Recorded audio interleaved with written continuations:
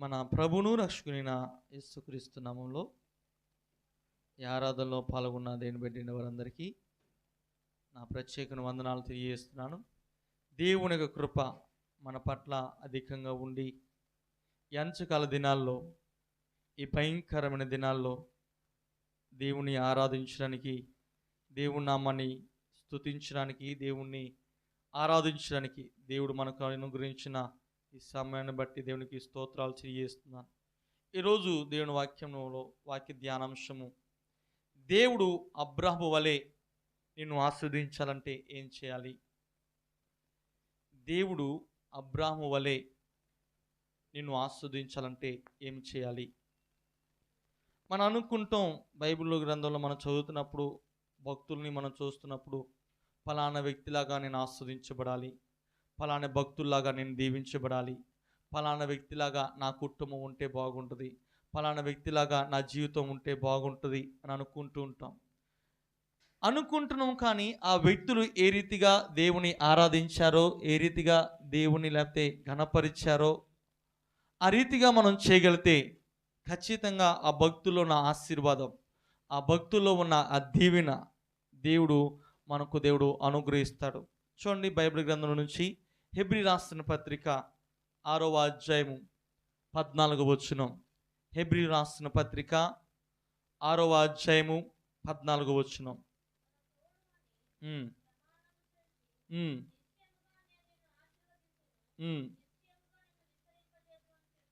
ఇక్కడ మనం చదువుకున్న మాటలో ఈ మాటను ఎవరి గురించి చెప్పబడి అని మనం చూస్తే కనుక, అక్కడ అబ్రాహాముతో చెప్తున్న మాట మనం చూస్తే కనుక ఏమంటున్నాడు అక్కడ?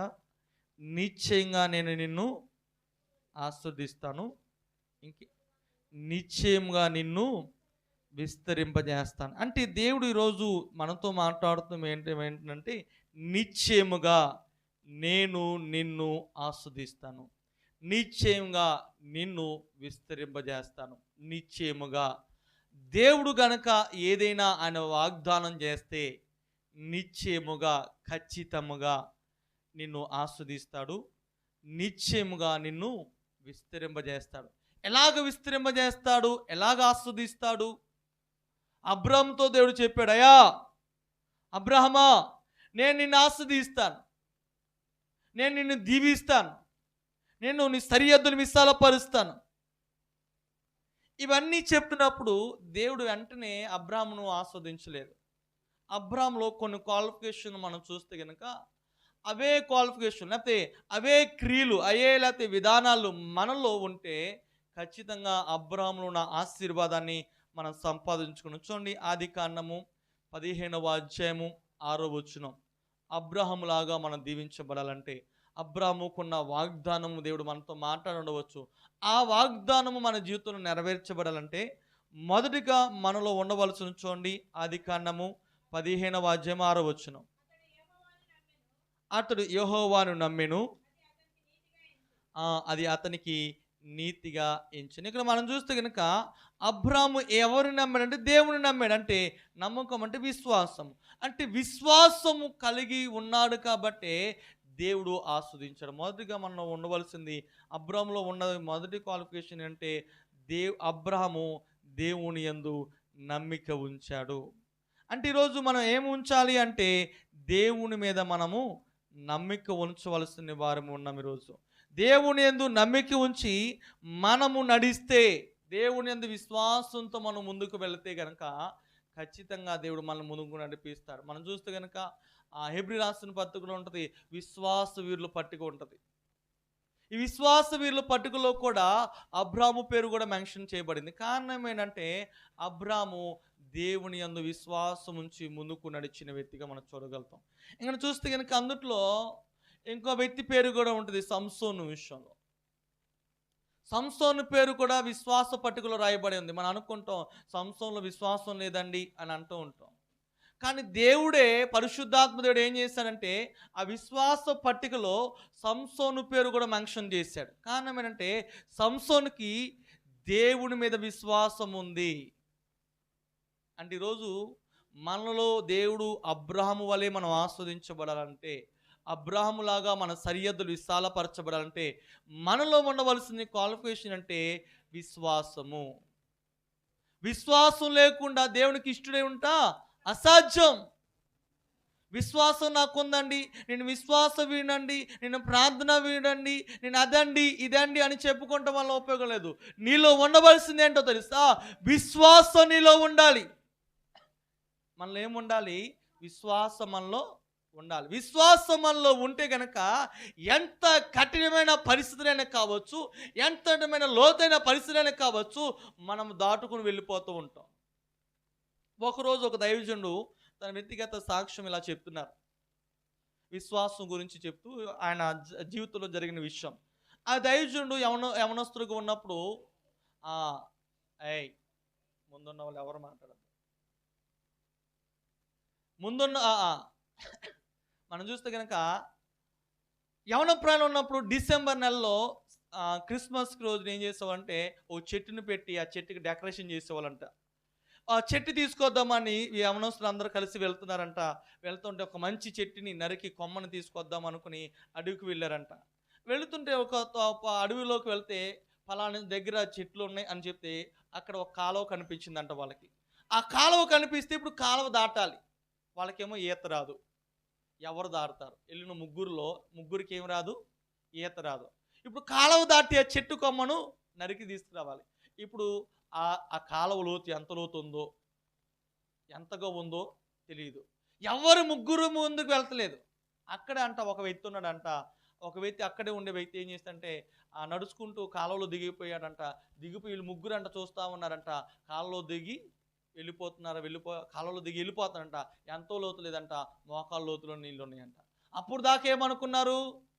ఇది ఎంత లోతు ఉంటుందో, మునిగిపోతామేమో, కొట్టుకు వెళ్ళిపోతామేమో అనుకున్నారంట. ఈయన నడుచుకుంటూ వెళ్ళిపోతుంటే అతడు వెళుతున్న మార్గం బట్టి విశ్వాసం నుంచి ఏం చేస్తాడంటే వీళ్ళు కూడా నడవడం ప్రారంభించారంట. కారణం ఏంటంటే మొదటి వారికి విశ్వాసం లేదు. ఒక వ్యక్తి వెళ్ళాడు, ఏమని? అయ్యా నేను దాటుకుని వెళ్ళిపోతున్నాను, నాతో పాటు వస్తే గనక మీరు మునిగిపోరు అంటే విశ్వాసం ఒక వ్యక్తి మీద ఉంచినప్పుడు ఆ వ్యక్తిలో ఉన్న విశ్వాసం బట్టి ఏం చేస్తుంటే వారు గారే ఎంతే లోత, అరే మనం అనుకున్నాము ఇది మునిగిపోతాం అనుకున్నాము, కానీ ఒక వ్యక్తి ఒక మార్గాన్ని చూపించాడు. ఆ మార్గంలో వెళ్ళినప్పుడు ఆ విశ్వాసం ఉంచినప్పుడు వారు ఏం చేస్తారంటే ఆ క్రిస్మస్ లేకపోతే ఆ పండగ కావలసిన ఒక ట్రీని ఏం చేస్తారంటే తీసుకొచ్చారు. అంటే ఈరోజు నేను చెప్పే విషయం ఏంటంటే నీవు ఒక వ్యక్తి మీద విశ్వాసం ఉంచితే కనుక ఆ వ్యక్తి నిన్ను ఒక మార్గంలో నుండి నడిపిస్తారు. ఈరోజు మనం నమ్ముకున్న మన దేవుడు మన కష్టాలు వచ్చినప్పుడు, బాధలు వచ్చినప్పుడు, ఇరుకు వచ్చినప్పుడు దేవుని యందు మన విశ్వాసం ఉంచి మనం నడిస్తే ఖచ్చితంగా నీవు విశ్వాసం ఉంచినప్పుడు ఆ మార్గంలో నడిపించినప్పుడు కష్టాల నుంచి దేవుడు విడిపించిన ఒక మార్గాన్ని దేవుడు చూపించడం ప్రారంభిస్తాడు. ఈ కష్టాలు ఎలాగ తొలగించబడాలో, ఈ బాధల నుంచి నువ్వు ఎలా బయటకు రావాలో దేవుడు ఒక సొల్యూషను, ఒక ఆలోచన చెప్పడం ప్రారంభిస్తాడు. దేవుడు యేసు ప్రభువుని నమ్ముకున్నామండి, విశ్వాసం ఉంచేశాను, దేవుడు వెంటనే నా కష్టాలు తీర్చేస్తాడు, నా బాధలు తీర్చేస్తాడు, అప్పులు తొలగించబడతాయి కాదు. ఈరోజు నువ్వు విశ్వాసంతో ఉంటే కనుక నీ విశ్వాస పరిధి ఎంతగా ఉందో మనం ప్రార్థన చేసుకోవాలి. అబ్రాహాము అయితే ఎంత విశ్వాసం ఉందంటే 100 ఏళ్ల ప్రాయంలో కుమారుడు పుట్టాడు. ఇస్సాకు పుడితే దేవుడు ఏమంటాడంటే అబ్రాహాము పిలిచి, అబ్రాహామా నువ్వు ఎంతగానో ప్రేమిస్తున్నావు నీ కుమార్ని, నాకు బలి చేసి ఆ ఓరియా పర్వతం మీద తీసుకొచ్చాయి అని చెప్తే మారు మాట్లాడకుండా గాడిద మీద కట్టెలు పేర్చుకుని పన్నివారిని తీసుకుని ఆ మోరియా పర్వతం దాకా వెళ్ళాడంట. ఆ పన్నివారితో చెప్తున్నాడు, అయ్యా నేను నా కుమారుని బలిపేడు, అదిగో మోరియా పర్వతం మీదకి వెళ్తున్నాం, మేము ఏ రీతిగా వెళ్తున్నామో అలాగే తిరిగి వస్తాం. ఎంత చక్కని అంటే దేవుడు ఏం చెప్పాడు? బలి ఇచ్చేయాలన్నాడు. కానీ ఇక్కడ ఏం చెప్తున్నాడు ఈయన? మరలా తిరిగి నా కుమారుతో పాటు నేను వస్తానని చెప్తున్నాడు విశ్వాసంతో అని చెప్పి వెళ్ళాడు. మధ్యలో అడుగుతున్నాడు కుమారుడు ఇస్సాకు అడుగుతున్నాడు, తండ్రి బలిపీఠములకు కట్లు ఉన్నాయి, ఆ బలిపీఠం అంటించడానికి నిప్పు ఉంది, కానీ బలిపశువు ఏది అని అంటే అక్కడ అన్నమానండి తెలుసా? యెహోవాయే చూసుకుంటాడు, యెహోవా ఈరే, సమస్తము దేవుడే చూసుకుంటాడు అని చెప్తే వెళ్ళిపోయాడు. కట్టెలు బలిపీఠాన్ని కట్టారు, బలిపీఠం మీద కట్టెలు చక్కగా క్రమంగా పేర్చారు. ఇప్పుడు ఏం చేస్తారంటే బలి పశువు కనిపించలేదు. కనిపించకపోతే అబ్రహాం ఏం చేశాడంటే కాళ్ళు చేతులు కట్టేసి బలిపీఠ మీద పెట్టేశాడు. ఇస్సాకు కూడా మారు మాట్లాడలేదు. కత్తి ఎత్తి నరికేద్దాము అనుకునేసరికి దేవుడు మాట్లాడుతున్నాడు, అబ్రహామా. అక్కడ అంటున్న మాట దేవుడు కూడా అన్నాడు, ఇందు మూలమున అన్న మాటను ఉపయోగిస్తాడు.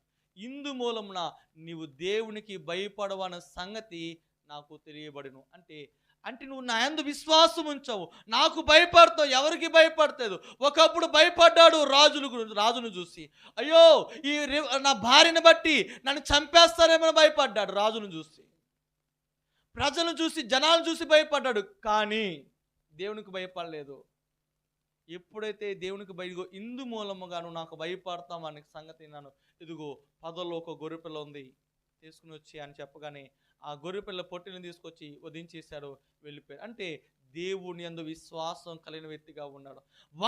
ఒక కుమారుని ఇవ్వడానికి కూడా వెనుదీయలేదు అబ్రహాము. అంటే విశ్వాసంలో ముందుకు కొనసాగించబడ్డాడు. మనము కూడా ఎంత కష్టం వచ్చినా, ఎంత నష్టం వచ్చినా విశ్వాసంలో మనము ముందుకు కొనసాగించబడాలి. మన విశ్వాసంలో పరీక్షలు వస్తుంటే, మన విశ్వాసంలో శోధనలు వస్తుంటే ఈ పరీక్షలో మనం పాస్ అవ్వాలి.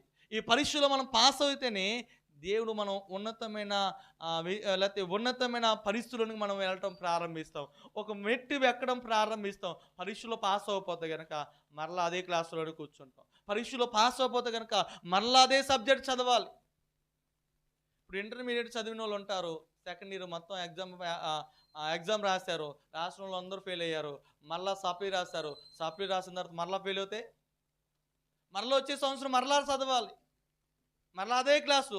అందుకని దేవుడు కూడా అన్నాడు, నీ విశ్వాస పరిలో ఒకవేళ పరీక్ష వచ్చినప్పుడు ఈ పరీక్షలు ఏమవ్వాలో తెలుసా, నువ్వు పాస్ అవ్వాలి. నువ్వు పాస్ అవుతే దేవుడు ఒక స్టెప్ ముందుకు తీసుకువెళ్ళడం ప్రారంభిస్తాడు. ఒక స్టెప్ ముందుకు ఆ దేవుడు అడుగు వేయడం ప్రారంభిస్తాడు. అబ్రాహాములాగా నేను ఆస్వాదించబడాలి అంటే నీలో ఉన్న మొదటి క్వాలిఫికేషన్ ఏంటంటే విశ్వాసం నీలో ఉండాలి. రెండవదిగా మనం చూస్తే కనుక 12వ అధ్యాయము 1వ వచనం మనం చూస్తే కనుక ఆదికాండము 12వ అధ్యాయము 1వ వచనం.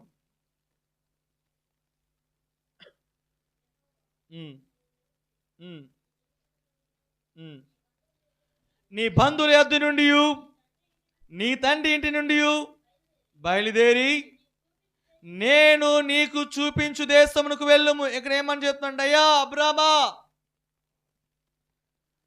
నీవు లేచి ఇగో నీ దేశాన్ని విడిచిపెట్టు, నీ బంధువుని విడిచిపెట్టు, నీ ఇంటి నీ తండ్రిని విడిచిపెట్టు, నీ ఇంటిలో ఉన్న వారందరిని విడిచిపెట్టు, నేను చూపించే దేశానికి వెళ్ళు అని చెప్తే అబ్రాహాం ఏం చేస్తాడంటే ఇగో నేను గొప్ప జనంగా చేస్తానని చెప్పగానే అబ్రాహాము ఏం చేస్తాడంటే దేవుడు ఏమైతే చెప్పాడో ఆ మాట ప్రకారంగా రెండోదిగా మనం చూస్తే కనుక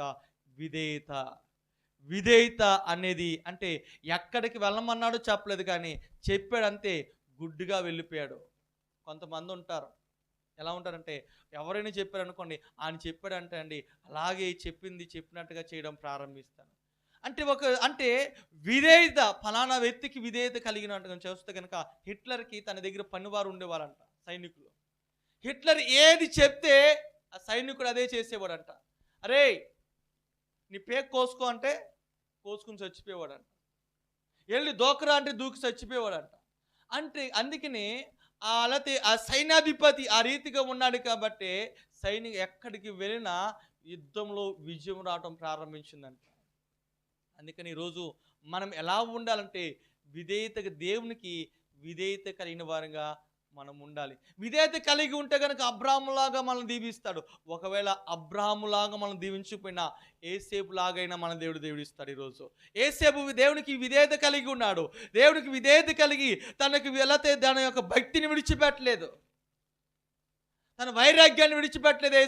ఏసేపు ఏం చేశాడంటే ఇదిగో పోతీఫర్ ఇంటికి వచ్చాడు, తన భక్తిని విడిచిపెట్టలేదు. తన భార్య పాపం చేయమంటే తన పాపాన్ని విషయంలో పారిపోయాడు, చెరసాల వేశారు, తన భక్తిని విడిచిపెట్టలేదు, దేవునికి విధేయతను చూపించడం మానలేదు.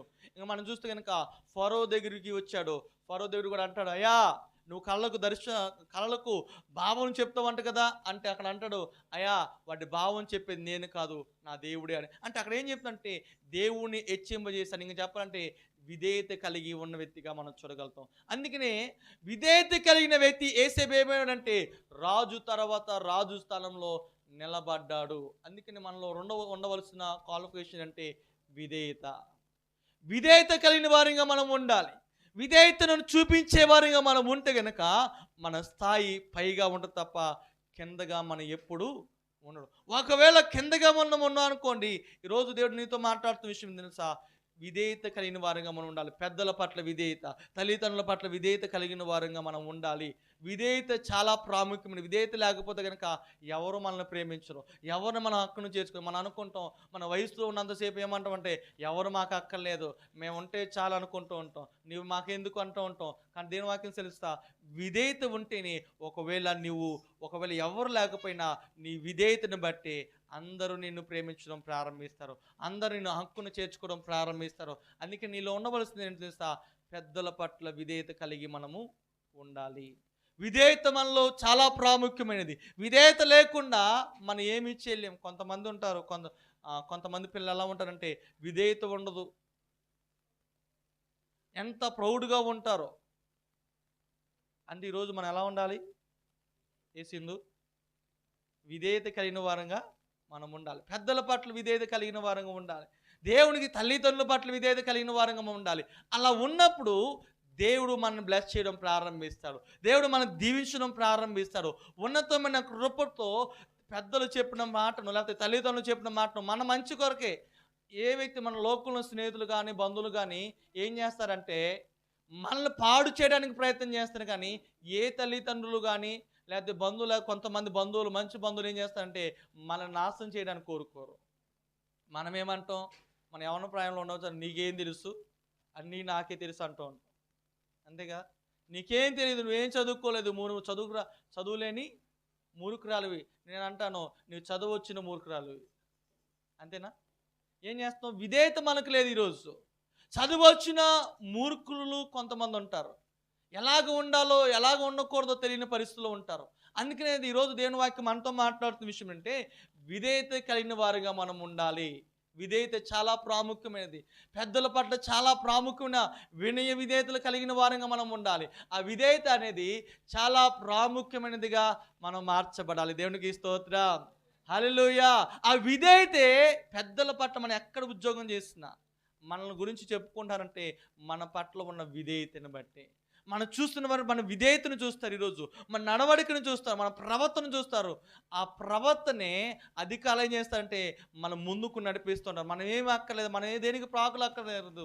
మన విధేయతే మనం ఏం చేస్తుంది తెలుసా? ఒక ఘనమైన స్థితిని తీసుకువెళ్తూ ఉంటుంది. నిజమే, మన మంచితనమే, మన యొక్క ప్రవర్తనే మనం ఏం చేస్తుంది తెలుసా? మనం ఎవరికి రాని ఘనత దేవుడు మనకు అనుగ్రహిస్తాడు. ఎవరికి ఇవ్వని సింహాసనం దేవుడు మనకు అనుగ్రహించడం ప్రారంభిస్తారు. ఎవరికి ఇవ్వని ఘనతను దేవుడు మనకు అనుగ్రహిస్తాడు. విధేయత మనం ఏం చేస్తుంది తెలుసా? మనం ఏం చేస్తుంటే ముందుకు నడిపిస్తూ ఉంటుంది. ఈరోజు మనం అనుకుంటాం, ఒక మాట చెప్తాను, మనం ఎక్కడో కూర్చుంటాం, జనాలకి ఫంక్షన్కి వెళ్ళినప్పుడు ఎక్కడో కూర్చుంటాం.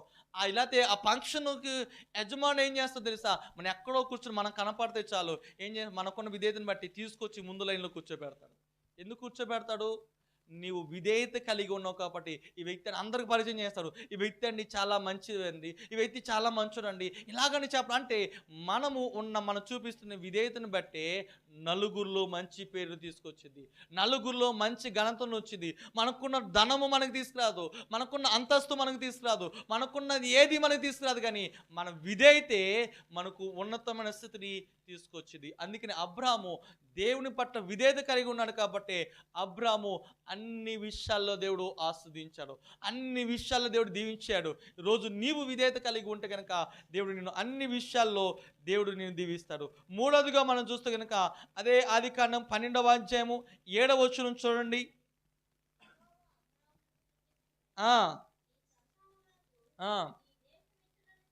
చెప్పగా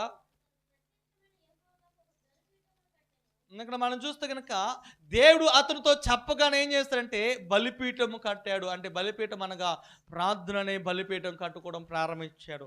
13వ అధ్యాయం 4వ వచనం మనం చూస్తే కనుక అక్కడ కూడా చేసే పని చూస్తే ఆ, ఇక్కడ మొదట కట్టిన ఈ బలిపీఠం 12వ అధ్యాయము 7వ వచనం మనం చదువుకున్న మాటను, 13వ అధ్యాయము ఇక్కడ మనం చదువుకుని 4వ వచనం కూడా ఏం చేస్తుందంటే బలిపీఠం దగ్గర ప్రార్థన చేయడం ప్రారంభించారు. ఇప్పుడు మనలో ఏమి ఉండాలంటే ప్రార్థించే విధానం మనలో ఉండాలి.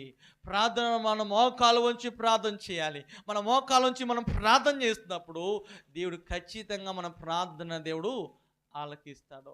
మన ప్రార్థన ఆలకించి ముందుకు దేవుడు నడిపించడం ప్రారంభిస్తాడు. మన ప్రార్థనే గొప్ప విజయాన్ని తీసుకొచ్చింది. మన ప్రార్థనే మన జీవితాన్ని ఆసరాగా నిలబడింది. ప్రార్థనే పరిస్థితులు మార్చేది. ప్రార్థనే మన స్థితిగతులు మార్చేది. ఎంతగానో మనం ప్రార్థన చేస్తున్నాం.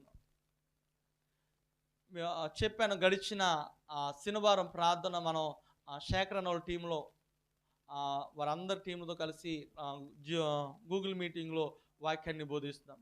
అది అయిపోయిన తర్వాత మరలా ఒకరోజు అందులో నుంచి ఒక వ్యక్తి ఫోన్ చేసి, మాస్టర్ గారు గడిచిన శనివారం మీరు మాతో మాట్లాడారు, దేవుడు నాతో మాట్లాడాడు, నాకు క్షేమం గురించి మాట్లాడారు, ఆ మాటలను బట్టి నేను ఆదరించబడ్డాను అని చెప్పడం మంచి వర్తమానం ఇచ్చారు.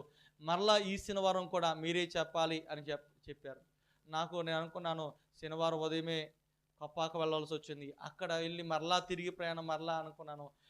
సరే అయితే ఏదో రీతికి చేద్దామని గూగుల్ మీట్లో 8ంటికి స్టార్ట్ అయింది పాస్టర్ గారు, మీరు 8:15కి వచ్చినా పర్వాలేదు, 8:30కి వచ్చినా పర్వాలేదు అని చెప్పారు. సరేని వాక్యాన్ని బోధించి దేవుడు ఏ వాక్యం చెప్పాలి అని అనుకున్నప్పుడు మాట్లాడుతున్నప్పుడు ప్రజలందరూ అక్కడ ఉన్న గూగుల్ మీట్లో ఇంచుమించు అటు ఇట్లో ఒక 20 ఫ్యామిలీస్ వందులో ఉన్నప్పుడు వారి గ్రూప్లో ఉదయము మధ్యాహ్నము సాయంత్రం వరకు జరుగుతూ ఉంటాయంట. మనకి ఇచ్చిన టైం ఏంటంటే ప్రతి శనివారం ఇచ్చారు. ప్రతి శనివారం గూగుల్ మీట్లో ఎస్ఐలు లేకపోతే అక్కడ ఉన్న పోలీసు వారు అందరూ వాళ్ళే ఆ టీం వారితో మాట్లాడడానికి వారు అన్నారు, అయ్యా ఈరోజు నాతో ఆమె ఒక వ్యక్తి ప్రార్థన చేసినప్పుడు నేను గర్భఫలం గురించి మాటలు చెప్తున్నప్పుడు ఒక క్రైస్తవుడు కుటుంబం ఎలా ఉండాలి అనే విషయంలో మాట్లాడుతున్నప్పుడు ఒక విషయాన్ని దేవుడు నాతో బయలుపరిచాడు. ఆమె కూడా ప్రార్థన చేసింది, వారిలో ఒకరికి గర్భఫలం లేదని. నిజమే, దేవుడికి తెలుసు మనం విధేయత కలిగి ఉన్నప్పుడు. దేవుడికి తెలుసు వారికి ఏ వర్తమానం కావాలో. దేవుడు మన అన్ని విషయాల్లో దేవుడు గణపరచడం ప్రారంభిస్తాడు. మనం విధేయత కలిగి ఉంటే కనుక మనం ఏమీ చెప్పక్కర్లేదు, ఏం మాట్లాడక్కర్లేదు. దేవుడు మన దగ్గరికి దేవుడు మన కొరకు మార్గాలను తెరవడం ప్రారంభిస్తాడు. మనం ప్రార్థన చేయడం మన వంతు. అందుకని మనం ప్రార్థన చేస్తే కనుక మన ప్రార్థన సంఘంగా చేసిన ప్రార్థన, వ్యక్తిగతంగా మనం చేసుకున్న ఈ ప్రార్థన మన పరిస్థితులను ఏం చేస్తాడంటే ఉన్నతంగా దేవుడు జీవించడం ప్రారంభిస్తాడు.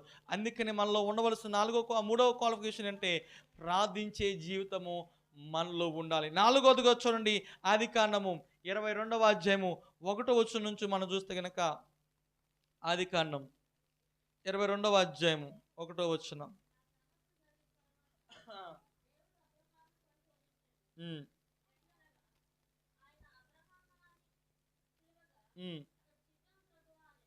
ఇక్కడ మనం చదువుకునే తర్వాత చెప్పిన స్టోరీ, అబ్రహామును దేవుడు ఏం చేశాడంటే ఇస్సాకును బలి అప్పచెప్పేసి అని మనం చెప్తాడు.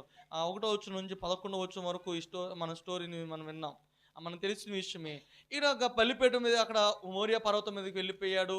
పర్వతం మీదకి వెళ్ళిపోయి దేవుడు ఇచ్చిన వాటిని బట్టి అంటే ఇక 4వది నుంచి చెప్పేమనంటే ఎవరికి ప్రాధాన్యత లేదు, దేవునికి ప్రాధాన్యతనిచ్చిన వ్యక్తిగా మనం అబ్రహామును మనం చూడగలుగుతాం. మనం చూస్తే కనుక దేవునితో ఒక మారు మాట్లాడలేదు. ఏమని, అయ్యా నాకు లేక కుమారుని ఇచ్చావు, నేను ఇచ్చేలా బలి ఇచ్చేలా అని దేవునితో కూడా మాట్లాడలేదు. అంటే దేవుడు ఏం చేశాడంటే దేవునికి తన కుమారునికి కూడా ప్రాధాన్యతను ఇవ్వలేదు. చెప్పాలంటే ఎవరికి ఇచ్చాడు అంటే దేవునికి ఇవ్వడం ప్రారంభించాడు. మొదటి ప్రాధాన్యత దేవునికి ఇచ్చాడు. తను ఎవరికి ఇవ్వలేదు, తన పిల్లలు లేకపోతే కుమారుని ఇవ్వలేదు. కానీ ఈరోజు మనం ఇవ్వాల్సింది ఎవరికి ఇవ్వాలి తెలుసా? మొదట దేవునికి ఇవ్వాలి, రెండోదిగా మన తల్లిదండ్రులకు ఇవ్వాలి. ఒకవేళ వివాహం అయితే నీ భర్తకు నీ భార్యకు ఇవ్వాలి. మొదటి స్థానం ఎవరికంటే దేవునికి ఇవ్వాలి. అబ్రహాము చేసిన పని అదే. ఇంక చెప్పాలంటే భార్యకు కూడా చెప్పలేదు, నేను ఇస్సాకును బలి చేస్తాను సంగతి కూడా. కానీ ప్రాధాన్యత ఎవరికి ఇచ్చాడంటే దేవునికి ఇచ్చాడు. అందుకని అబ్రహాము తన సరిహద్దును దేవుడు విశాలపరిచాడు. అబ్రహాము ఇసుకు రేణువు వంటి వాడిగా దేవుడు చేశాడు. అబ్రహామును దేవుడు నక్షత్రాలు వంటి వారిగా చేయడం ప్రారంభించాడు. ఈరోజు ఉదయ కలశంలో దేవుడు మనతో మాట్లాడుతున్న విషయం అంటే దేవునికి మనం ప్రాధాన్యత ఇవ్వాలి. ఈరోజు అబ్రాహాములాగా నేను దీవించబడాలి, అబ్రాహాములాగా నేను ఆస్వాదించబడాలి, అబ్రాహాములా అలాగా నేను మార్చబడాలి అని అంటే కనుక నీలో ఈ క్వాలిఫికేషన్ ఉండాలి, విశ్వాసం నీలో ఉండాలి, నీలో విధేయత ఉండాలి, ప్రార్థన జీవితం ఉండాలి, దేవునికి మొదటి స్థానం ఇచ్చేవారంగా మనం ఉండాలి. బైబిల్ గ్రంథంలో ఎక్కడ చూసినా ప్రాధాన్యత దేవునికి ఇచ్చిన వారి జీవితము ఆస్వాదకరంగా మార్చబడింది. దేవునికి ప్రాధాన్యత ఇవ్వని వారి జీవితము మొదటగానే వారి జీవితాన్ని ఆగిపోయినట్టుగా మనం చూడగలుగుతాం. ప్రారంభం బాగానే ఉంటుంది, కానీ ముగింపు వచ్చేసరికి ఆ ఆశీర్వాదం, ప్రారంభంలో ఉన్న ఆ ఉజ్జీవము ముగింపులో కనిపించదు. అంటే మనం బతికి ఉన్నంత కాలము ఎవరికి ఇవ్వాలంటే ప్రాధాన్యత దేవునికి మనం ప్రాధాన్యత ఇవ్వాలి. మన స్నేహితులు కాదు ఇచ్చేది, మన లేకపోతే బంధువులు కాదు మనం ఇచ్చేది, లేకపోతే నా స్నేహితుడు నా స్నేహితురాలు చాలా మంచిది అని వారికి ఇవ్వడం కాదు కావాల్సింది. ఈరోజు చాలామంది ఇలాగ మార్చబడిపోతున్నారు. ఇప్పుడున్న పరిస్థితులు యవనస్తులు ఎలా మార్చబడుతున్నారంటే, యవనస్తులుగా మాకు తెలుసు వారి స్నేహము వేరేగా మార్చబడిపోతుంది. అనేకమైన వార్తలు మనం వింటూ ఉన్నప్పుడు తల్లిదండ్రులకు చెప్పకుండానే వారే వివాహాలు చేసుకోవడం ప్రారంభిస్తున్నారు. దేవునికి ఇవ్వట్లేదు, ఇటు తల్లిదండ్రులకు ప్రాధాన్యత ఇవ్వకుండా వారి వివాహాలు వారే చేసుకున్నారు. మీ మార్గం మీది, మా మార్గం మాది, మీ జీవితం మీది, మా జీవితం మాదని. అంటే దేవునికి ఇవ్వట్లేదు, తల్లిదండ్రులకు ఇవ్వట్లేదు, ఎవరికి ఇవ్వట్లేదు, వారి జీవితం వారు చేసుకున్నారు. ఏమైపోయిందంటే కొంతమంది జీవితం కొన్ని సంవత్సరాలు ఏమవుతుందంటే, కొన్ని వార్తలు విన్నప్పుడు ఒకరోజంట ఇలాగే వివాహం చేసుకుని వెళ్ళిపోయిందంట. తన ప్రియుడితో వెళ్ళిపోయింది, హైదరాబాదు ప్రాంతానికి వెళ్ళిపోయిందంట. అమ్మ ఇప్పుడే మనం వస్తానని బస్ స్టాండ్లో వదిలేసి వెళ్ళిపోయాడంట. వెళ్ళిపోయినట్టుగా ఉండిపోయాడు, మరలా తిరిగి రాలేదు. కారణం ఏంటో తెలుసా? విధేయత లేకపోతే ప్రాధాన్యత అటు తల్లిదండ్రులకు అటు దేవునికి ఇవ్వకపోవడం బట్టి ఏమైందో తెలుసా? ఒంటరిగా అలాగే ఉండిపోయిందంట. ఇంకో స్త్రీ అయితే ఏమైపోయిందంటే దుబాయ్ తీసుకెళ్ళిపోయాడంట. దుబాయ్లో అమ్మేశాడంట. అమ్మేస్తే అక్కడ ఏం చేయాలో తెలియని పరిస్థితిలో ఒక తెలుగు వ్యక్తి పరిచయం అయితే ఆ వ్యక్తి చేత ఆ భయంకరమైన వ్యభిచారమైన ఊబులో నుంచి బయటకు రావడం ప్రారంభించింది. ఎన్నో వార్తలు. కారణం ఏంటంటే విధేయత, లేకపోతే దేవునికి లేకపోతే తల్లిదండ్రులకు దేవునికి ప్రాధాన్యత ఇవ్వకపోవడం బట్టి వారి జీవితాలు ఎలా అయిపోతుందంటే, మనకు ఇప్పుడు ఈ యవ్వన ప్రాయంలో ఎన్నో ఆలోచనలు వస్తూ ఉంటాయి, కానీ మనం ప్రాధాన్యత దేవునికి ఇవ్వకపోతే, మనం ప్రాధాన్యత దేవుని తర్వాత మన తల్లిదండ్రులకు ఇవ్వకపోతే కనుక మనము ఎంతో నష్టపోవాల్సి వచ్చింది. ఒక దైవజనుడు మాట చెప్పారు, అన్నీ ఉన్నప్పుడంట దాని విలువ తెలియదంట, కోల్పోయినప్పుడు విలువ తెలిసిద్దంట. అన్నీ ఉన్నప్పుడు నాకు అందరిలో మనకు తెలిస్తే మనం ఏమంటాం అంటే చులకనగా మనం చూస్తుంటాం, కానీ కోల్పోయిన తర్వాత దాని విలువ ఏంటో తెలిసిద్ది. కోల్పోయిన తర్వాత తెలిసిద్ది, దాని అవసరం వచ్చినప్పుడు తెలిసిద్ది. అయ్యో ఇది ఉంటే బాగుంటుంది కదా, నేను ఎందుకు కోల్పోయాను అనుకుంటూ ఉంటాం. కోల్పోయిన తర్వాత అందుకని సామెత ఉంటుంది కదా, చేతులు కాలేక ఆకులు పట్టుకోవడం లాభం ఏంటి? చేతులు కాలిపోయిన ఇప్పుడు ఆకులు పట్టుకుంటే కాలుతాయా లేవా? మన చేతులే కాలిపోయినాయి, కాలుతుంటే ఆకులు పట్టుకుంటే అవి కూడా కాలిపోతాయి. అందుకని ఈరోజు నేను చెప్పే మాట నేను తెలుస్తా, మనము దేవునికి విధేయత కలిగి ఉండాలి. రెండోదిగా మన తల్లిదండ్రులకు విధేయత కలిగిన వారుగా ఉండాలి. అలా ఉన్నప్పుడు దేవుడు ఖచ్చితంగా మనల్ని అబ్రాహామున ఆశీర్వాదాన్ని మనం సంపాదించుకుంటాం. ఒకటేం చెప్పాను, ఏముండాలి? నమ్మకము లేకపోతే విశ్వాసం మనలో ఉండాలి. రెండోది విధేయత. 3 ప్రార్థనా జీవితం. 4 దేవునికి మొదటి స్థానం, దేవునికి ప్రాముఖ్యత మనము ఇవ్వాలి. అలా ఇచ్చినప్పుడు దేవుడు ఖచ్చితంగా అబ్రాహామున ఆశీర్వాదాన్ని సంపాదించుకోగలుగుతాం. అబ్రాహాము ఆశీర్వాదం నీకు వచ్చింది ఈరోజు. నిన్ను అంకన అబ్రాహాముతో ఇచ్చిన వాగ్దానం చూడగలుగుతారా? ఆ వాగ్దానం చూసి మనం ముగించుకుందాం. ఆదికాండం 12వ అధ్యాయం. అబ్రాహాముతో దేవుడు ఏ వాగ్దానం చేస్తాడో మనం చదువుకుని ఆ మాటని మనం ముగించుకుందాం. 12వ అధ్యాయము 2-3 వచనాలు చూద్దాం. నిన్ను గొప్ప జనంగా చేసి నిన్ను ఆస్వాదించి నీ నామాన్ని గొప్ప చేస్తాను, నువ్వు ఆశీర్వాదకరంగా ఉంటావు, నేను ఆస్వాదించే వారిని ఆస్వాదిస్తాను, నిన్ను దూషించే వారిని శపించదను, ఆ భూమి యొక్క సమస్తమైన వంశాలన్నీ నీ ద్వారా ఆస్వాదించబడతావు అని అబ్రాహాముతో చెప్పాడు. దేవుడు ఏం చెప్పాడంటే, ఇప్పుడు మనలో విశ్వాసం, నమ్మకం మనలో ఉంటే, విధేయత మనలో ఉంటే, ప్రార్థన జీవితం మనలో ఉంటే, దేవుడికి ఇవ్వాల్సిన ప్రాధాన్యత మనకు ఇస్తే కనుక దేవుడు మనం గొప్ప జనంగా చేస్తాడు, మన నామాన్ని గొప్పగా చేస్తాడు, దేవుడు నిన్ను ఆస్వాదిస్తాడు. అదే రీతిగా నిన్ను ఆస్వాదించే వారిని కూడా ఏం చేస్తాడు? ఆస్వాదిస్తాడు. నిన్ను దూషించు వారిని ఎవరు శపిస్తాడు? దేవుడే శపిస్తాడు, మనం కాదు శపించేది. మనం దూషించేది, అయ్యా మనం మౌనంగా ఉంటే చాలు, దేవుడే దూషించడం ప్రారంభిస్తాడు, దేవుడే వారిని శపించడం ప్రారంభిస్తాడు. అందుకనే అబ్రాహామున ఆశీర్వాదాన్ని మనం సంపాదించుకోవాలంటే కనుక మనలో విశ్వాసం ఉండాలి, విధేయత ఉండాలి, ప్రార్థన జీవితం ఉండాలి, దేవునికి ప్రాధాన్యత ఇచ్చే వరంగా మనం ఉండాలి. అట్టి కృప దేవుడు మనందరికీ దేవుడు అనుగ్రహించునుగాక. ఆమె మోకరిద్దాం, ప్రార్థన చేసుకుందాం. ఈ ఉదయకాల సమయంలో అబ్రాహామున ఆశీర్వాదం నీకు కావాలంటే, అబ్రాహామున దీవెన నీకు కావాలంటే, ఇదిగో నీలో విశ్వాసం ఉండాలి. నీలో విశ్వాసం నీలో ఉంటే గనక, విశ్వాసం నీలో ఉంటే, విధేయత నీలో ఉంటే, ప్రార్థన జీవితం నీలో ఉంటే, దేవునికి ఇవ్వాల్సిన ప్రాధాన్యత నీలో ఉంటే, ఇదిగో అబ్రాహాము గొప్ప జనంగా చేశాడు. అతని నామాన్ని దేవుడు గొప్పగా చేశాడు. ఈరోజు నీ నామాన్ని ఎక్కడికి వెళ్ళినా నీ పేరే వినిపించేదిగాను, ఎక్కడ వెళ్ళినా నీ గురించే మాట్లాడుకునేట్టుగాను దేవుడు చేయడం ప్రారంభిస్తాడు. ఎక్కడ నలుగురిలో నువ్వు కూర్చున్నా నిన్ను చేయి పట్టుకుని దేవుడు నిలబెడతాం ప్రారంభిస్తాడు. నిలబెట్టి నిన్ను వాడుకోవడం ప్రారంభిస్తాడు. నిలబెట్టి గొప్పమైన స్థితిని దేవునికి అనుగ్రహిస్తాడు. ఎందుకో తెలుసా? నిన్ను ఆస్వాదకరంగా దేవుడు నిలబెట్టాడు, నిన్ను దీవెనకరంగా దేవుడు నిలబెట్టాడు, అనేక ప్రజలకు సంతోషకరంగా దేవుడు నిలబెట్టాడు. అందుకని ఆయన నిన్ను మర్చిపోయేవాడు కాదైనా. నీలో విశ్వాసం ఉందా?